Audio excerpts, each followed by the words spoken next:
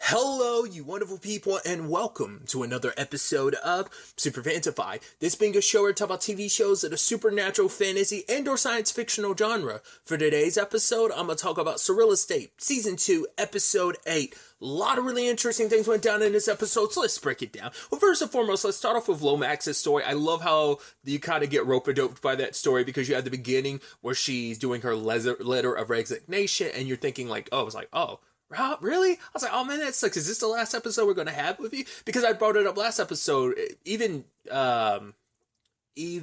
Luke was like, this job will be temporary. But I was like, oh, I hope obviously we're in the later part of the season. So I was like, she's at least going to be here probably till the end of the season. But I was like, I hope she sticks around even beyond that because I really like her and I hope we get to spend more time with her. So I was like, oh, I'm kind of bummed out. But I love the twist where it's like, no, you just basically, it's a cathartic to every week. It's one of two things she learned is to like write a letter of resignation so you don't have to keep all that stuff inside. You get to kind of express yourself. It's kind of like, I know there's an episode of the Looney Tunes show that was about this whole thing of like, right, you write some stuff about someone that you hate, but then you don't send it. It's just that you get it all out and then it's very cathartic, right? It's the same principle and then you burn it because she is like, and never let anyone see it because quitting a paying job in this economy, it's like, yeah, because if your employee sees, even if you say like you're doing it for cathartic reasons, someone can misinterpret it. Oh, you want to quit? Wait, you're actually quitting? And that's going to be in their mind. You'd have to explain your whole process. But either way, this episode, it seemed like it was going to be a werewolf thing because she met the Malachi family and they're you would think her and Zoe would connect on like the fact is they are a nuisance. I mean, Zoe didn't have to deal with them. Susan did. And like Susan having like the bubbly personality that she does fit well with just kind of like the bubbly nature of this family. And so it's kind of like Lomax is kind of disgusted because like they're like disgustingly nice and it's like, oh my god, it's game night. And it's just like, ugh. And so you're like, okay, so is this a werewolf thing? Which I love that Zoe and August kind of laugh at her a little bit. I mean, August is a little more respectful about it. Zoe's just full-blown laughing. Especially when she was like, oh yeah, they're gonna have you for dinner. And you see that look on Lomax's face where she was almost like, I didn't even think about that. Like, I interpreted that one way when in actuality, it could be interpreted like they are legitimately gonna eat me.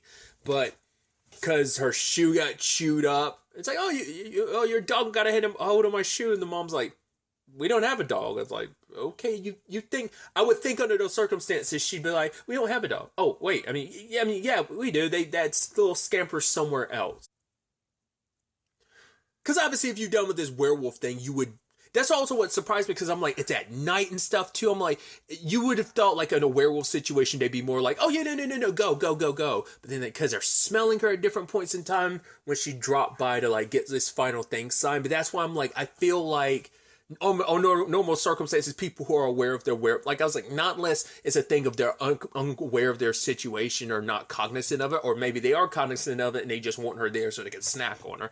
It was just also the kids doing almost like the children or the corn thing in the creepiness. I mean, anytime there's something creepy kids, that will always be my association will be children of the corn. Probably should be like The Omen, should probably be like up there, but I was saying children of the corn. But either way, like their two kids standing outside, be like, oh, we found something disgusting out there. And the son's like, yeah, and I rolled around it. And she's like, oh, glad to see you're having fun. Then the yellow eyes and the growling.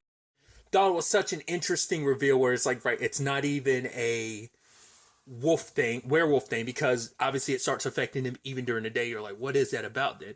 Turns out the place was built on a pet cemetery. And I just made that point last episode of like, oh, these are supposed to be kind of homages and obviously a little, I mean, it's not a one-to-one because obviously it's not what Pet Cemetery is about, but the fact is it's built on a pet cemetery. But I'm sure that also ties into, general supernatural stuff of, oh yeah, this house was built on a graveyard, and so you have some ghost-related stuff. It's the same principle, but basically the pets are infecting the inhabitants of the house. Because they did seem like a chipper family, but it didn't seem really they were already kind of weird to Lomax to begin with, but it wasn't until this episode, until they moved into the house, where they really started showing a lot of that weird behavior, what they're eating.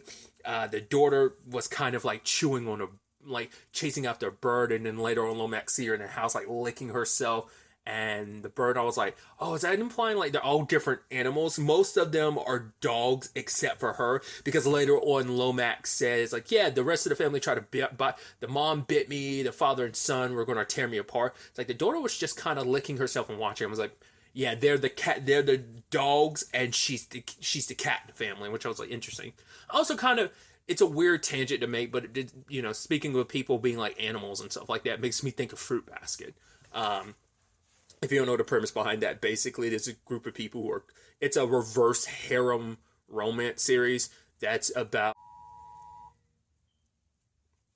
who have like basically the zodiac curse that turns them into animals associated with the zodiacs, specifically I believe it was tied to the zodiacs, maybe the Chinese zodiac, I don't remember.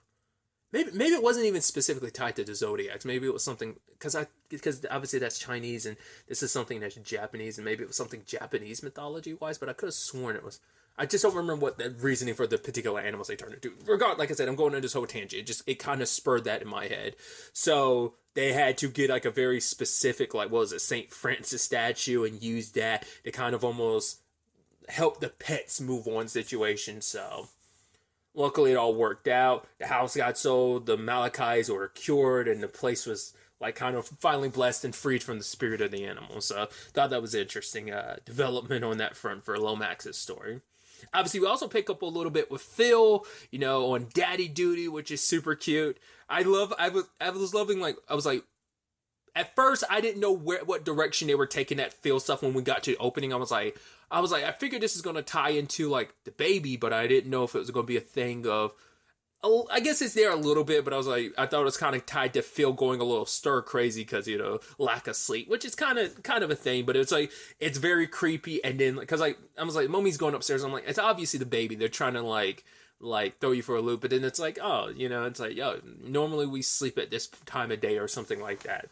So really enjoying it. Really, it's kind of really nice to see that father figure stuff come out, with Phil. I guess I was also supposed to be, it used to be Father Phil. Now he actually is Father Phil too. So it's interesting. But especially how that ties into Luke's story, how Luke is going to visit his mom now. He actually went to the bowling alley and he ended up talking to his dad. He ended up telling this joke. He's like, yeah, come on, wherever you are, I know you're laughing a little bit, but I'm going to go see mom. And he does. It is that complicated thing of, hey, here's Phil, who's actually a present parent who's happy to be there for his child. And it's like, right, kind of having the mom situation. He does. And he goes there to see his mom. And it turns out real estate is kind of, not real estate, a realtor is kind of in the, well, yeah, it's the same thing. It runs in the veins because she is one as well. I don't think it's obviously it's been like decades, so it's not the same actress, because I think this is our first time seeing her present day. We saw her in the past. It's been a very long time since I saw season 1. I don't think it was the same actress. I think it was a different actress playing her, because obviously she was younger. So I'm pretty sure it wasn't the same actress. But the moment we saw his mom present day, I was like, wait. I was like, is that who I think it is? I have to confirm this later on, but I think that's the same actress. If you've seen the show Coroner, which is also a Canadian show, I think this is a Canadian show because there's a lot of Canadian actors in it. But I think a lot of stuff on sci-fi are Canadian shows. But either way, there's a show called Coroner, and the main protagonist, her name is Jenny. She has a similar circumstance to Luke, where it's like her mom left when she was young, kind of just left her and her dad. If I'm not mistaken, and I could be, but I think this is the same actress who played Jenny's mom too. So I was like, oh, is she kind of typecast in that regard? That's like interesting. Like I said, I could be, but looking at her, I'm like, I swear, I believe that's the same actress, because she's not like, you never see her on screen in Coroner, like she's talked about, but you don't actually get to meet her until season 3. So, and I don't remember that was airing at the time, at least here in the U.S. Obviously, it's being a Canadian show, like it doesn't air like concurrently with it's in Canada like it does in the US.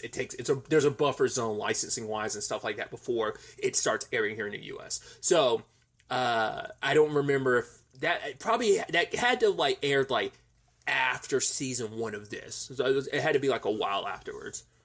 Not unless it might not even been until 2022 that we got season 3, but I could have sworn it was probably 2021. Either way, tangents and all that aside.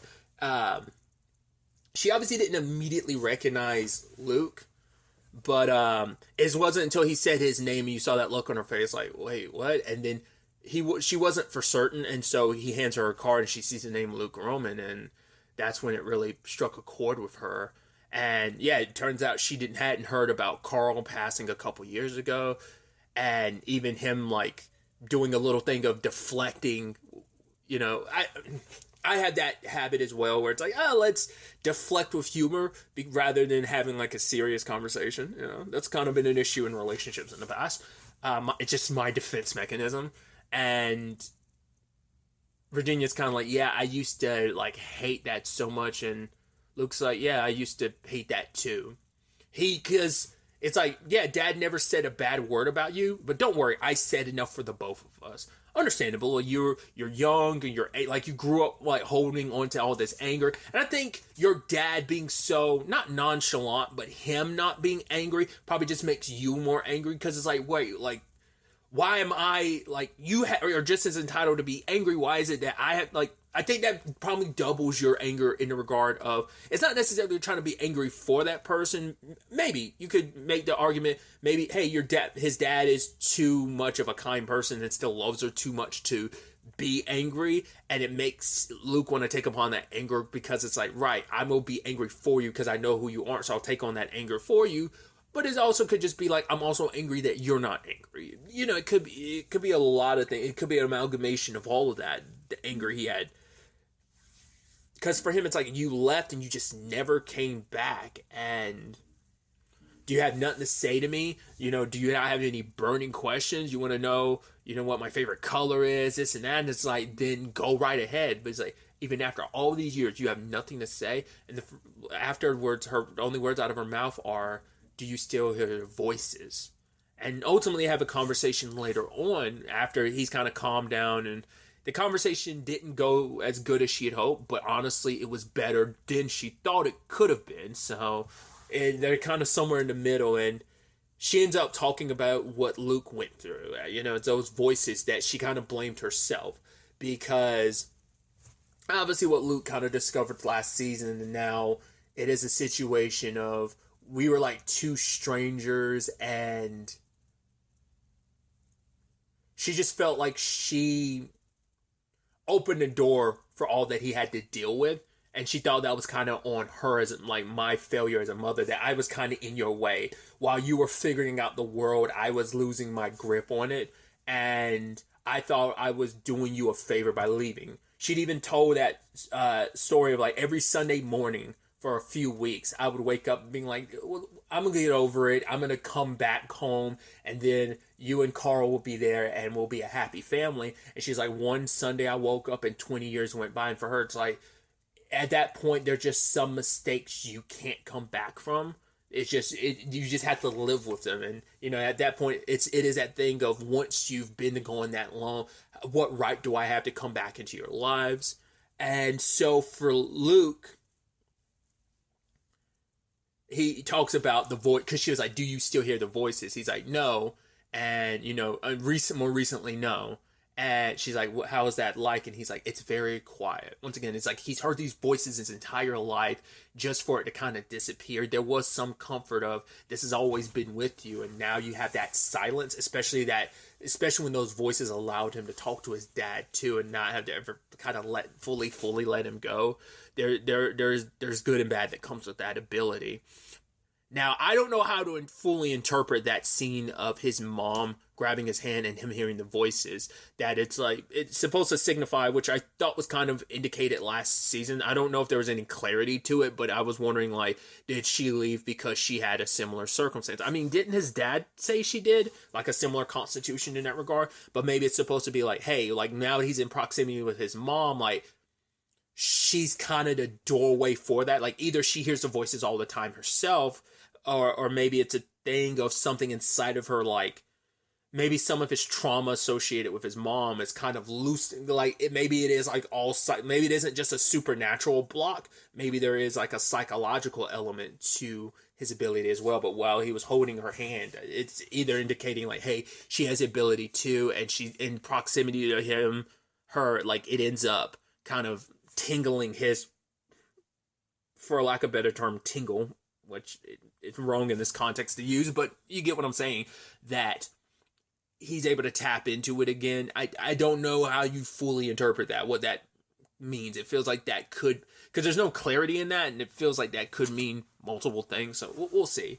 But, Luke is going to stay, now that his mom's in his life, it's like, right, I'll call you every once in a while. How about every Sunday? Sunday seems like a good time. And she's like, I'd really like that. I thought that was kind of beautiful. There's, it's not like everything is resolved, but it's a slowly but surely type of situation of like, we're kind of taking we're taking steps, and that's all you can really ask for in that situation. So I'm curious to see where things kind of go on that front. Another element to this episode revolves around Zoe. Still trying to figure out what she wants to do, asking Luke if, right, you have to like people to be a therapist, right? It's like, yeah, it's kind of part of the job. And it's like, okay, well, that's a no. It's like, I forgot, she had asked August something about being an FBI agent, and that was kind of like a no, and she's got all these different jobs. Crime scene blood analyst or whatever kind of feels like that would be kind of her jam. But I also love that's like concert celloist. Do you play the cello? And she's like, no. And August is kind of like, all right, give me the pen, and crosses it out. But it's like, right, you are thinking too small on the scale of what you want to do, because she can't figure stuff out. And it's also, she also kind of uses this as an excuse, like, right, the one woman I could go to about all this stuff isn't showing up and talking to us, and we haven't talked to her in a minute. So she is also kind of using this as an excuse of maybe, just maybe, if I go to Susan for help, she'll have no choice but to like come back to work. Like maybe I could use my circumstances. I think legitimately Zoe is stuck, but she is also using it as an excuse to go see Susan, and also think it'll be enough to bring Susan back to work. Because it's like, hey, if Susan ignores you, that means she is kind of moving on, because she wouldn't really just completely ignore you, even though she kind of has up to this point. As we obviously know, that's not in her control. That's 100% the house situation. So Zoe goes there. The house is talking mad shit. Like, oh, you should take that hatchet or whatever, that cleaver, and you should kill yourself. You're like, Jesus, homie. I was curious, like, how long it could go about covering for the fact is that Susan's dead. I thought eventually it'd be able to recreate her voice or something. It's like, no, it never did. It responds with text messages and stuff, and it's able to do stuff electronically, but it's not able to mimic Susan enough to fake and shut people away. Zoe didn't think much of it at the time, but it's like, all those blinds, like, going down as quickly as they did, maybe the argument could be like, oh, it's some automated system in the house, but it's like, you saw the blinds upstairs and then rapidly downstairs closing, like, in quick succession. It's like, that doesn't seem humanly possible. But then I also had to remember, right, Susan does have power, so Zoe could easily justify that just being a Susan thing, which I love that she's broke in, and it's like, why is this place, like, trying to get you to, off yourself? Because, right, you're trying to get Susan, and it doesn't like that. And then she ultimately sees Susan stuck in, like, a mirror world. So I'm wondering, is that kind of what it is? There's examples of it in, other fiction that I'm like, there was a similar situation in Doctor Who. I want to say it was had to be series 11? I think it was series 11. Maybe even 12. I don't remember. I think it was series 11 where they went into that mirror world, but it was actually like a different universe colliding with this universe. It ended up being that storyline, but kind of similar. There's some other thing I was just thinking about that had like a similar like mirror verse where you're stuck in like a mirrored version of, I guess you could be like, well, DC wise, like the Bizarro world, but I wonder, is that where Susan technically is? But it's probably just in the confines of this house. It's probably like a little mirrored pocket dimension it keeps her in. What I thought was so interesting is Susan was there with the hatchet in her hand, and I'm like, is this thing trying to like drive Susan a little crazy? Like, we don't know what Susan's circumstances are, and maybe we'll eventually kind of catch up and find out, but I don't know if that's indicating like she's like got the hatchet trying to bust her way out and has been to no avail in all this time. I mean, what is time like in that world? Like, is it a 1-to-1, or has it felt like years inside, wherever she is? Or once again, how does time work in that regard? But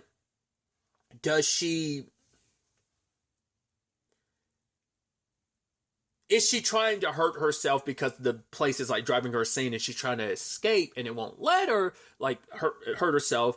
Or is it trying to convince her to hurt herself because then it's like, you'll fully be mine? So it's a house of horrors trying to like completely absorb you, and it can't as long as you're fighting back and resisting. So, but yeah, because she dropped the hatchet the moment she saw Zoe and was like, help me. And Zoe went upstairs. I saw the hallway. I was like, please don't. We saw that's what happened to Susan. And then the hallway starts squeezing in, but then she heads towards the door and it's some light. And the next time we catch up with Zoe, she's outside and she's cut up. So I'm like, did a house do that to you? Did a house jettison you out? Like, what is that about? Then she wakes up, luckily in time, because the cleaver comes down and almost like cuts her. So I'm like, what happened to Zoe in the last time we saw her? Like, because part of me was like, when she opened that door, was that technically her like getting flung out of the house? Like, did she kind of go through like one of the windows or something upstairs and fall out? We don't know. Unfortunately for the house, like, because it didn't kill Zoe, luckily, because Zoe went there, everyone was trying to give Susan their space. So luckily, Zoe was so persistent, because if she wasn't, they probably would have never found out about Susan. Once again, you would have thought something would have come up about her mom, but once again, it's able to reply electronically, so it probably was able to kind of keep her at bay without, maybe her mom was always like, yeah, I see Susan from time to time. You would think that it would just, like, that just has to be like the off-screen like justification. Like, it just sent messages. Because I attributed that, like, I would assume her mom would be the one that kind of starts setting off red flags. But it's like, right, as long as as long as her mom's getting messages every once in a while, she won't think much of it. But yeah, because the moment they found out Zoe hadn't come back yet from going to see Susan, everyone got worried. So luckily, the team is going to find out about this. So it's going to be interesting to find out the circumstances of this house. We've only got 2 episodes left this season, so I'm assuming it's all going to be related to that. So we'll ultimately have to wait to see where all of this ends up taking us going forward into the next episode. But really, that's all I wanted to talk about. Till the next time we meet, be happy, be safe, live life to the fullest, and enjoy it. Good day, and goodbye.